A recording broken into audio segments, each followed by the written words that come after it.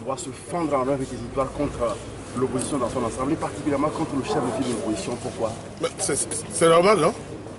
Qu'est-ce que vous trouvez anormal? Si nous-mêmes, nous ne faisons pas notre autocritique, où est-ce que vous voulez qu'on aille? N'allez pas à une élection de cons et vous êtes allé. Pourquoi vous êtes allé? Vous êtes incapable d'expliquer ça au peuple. Mais au bout de 2 ans et demi, 3 ans, mi-mandat, il faut faire le break pour faire le bilan. On fait le bilan. Jusqu'à aujourd'hui, les chefs de file refusent de faire le bilan. Pourquoi? Et ils se comportent comme si rien n'était. Et vous nous voyez, moi, suivre un type comme ça? Non. Je ne fais pas la langue de bois. Moi, je fais de la politique. Je ne suis pas un businessman. Ceux qui font du business avec le Togo se le connaissent. Parce que on ne peut jamais éluder ce passé-là. C'est la première fois dans l'histoire politique togolaise qu'on a connu ce genre d'élection. Est-ce que vous savez que personne n'a parlé de fraude en réalité? Il n'y a pas eu de mort. Mais les gens parlaient de fraude sur le bout des lèvres. Qu'ils vont aller chercher les preuves revenir. Mais nous sommes en quelle année là? Chef, dites-moi.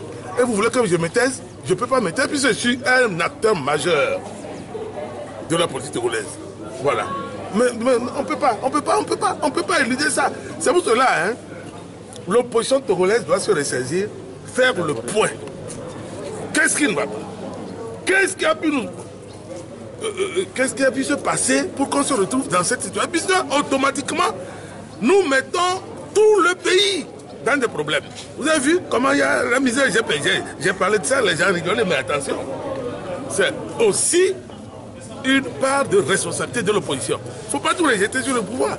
Puisque en face, hier il y avait une résistance en face. Aujourd'hui, dites-moi, c'est quoi la résistance? Le chef de file? Le chef de quel file? Alors, monsieur Abaskaboua, aujourd'hui, on a l'impression qu'il y a eu certes de léthargie politique dans le pays, notamment sur la question des réformes. La faute à la majorité présidentielle, finalement, à l'opposition. À nous tous. Voilà. À nous tous. Aux deux camps. Aux deux camps. Aux deux camps. Je vais vous dire, moi je vous ai dit que je suis un acteur politique majeur dans le pays. Si on avait bien négocié, écoutez bien mon raisonnement, le CAR demandait de boycotter ces élections-là. Tchoboué, le groupe Tchoboué dont j'étais membre fondateur, demandait même que le scrutin n'ait pas lieu, ne se tienne pas.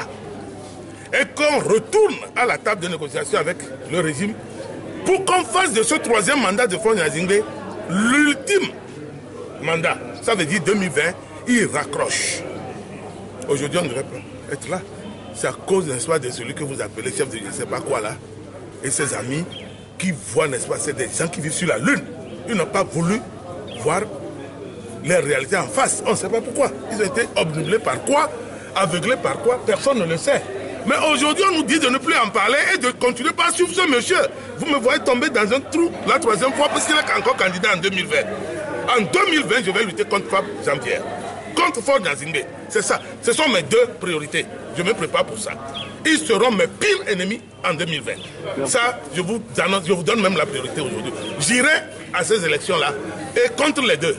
Merci, monsieur Abaskaboua. Je vous en prie.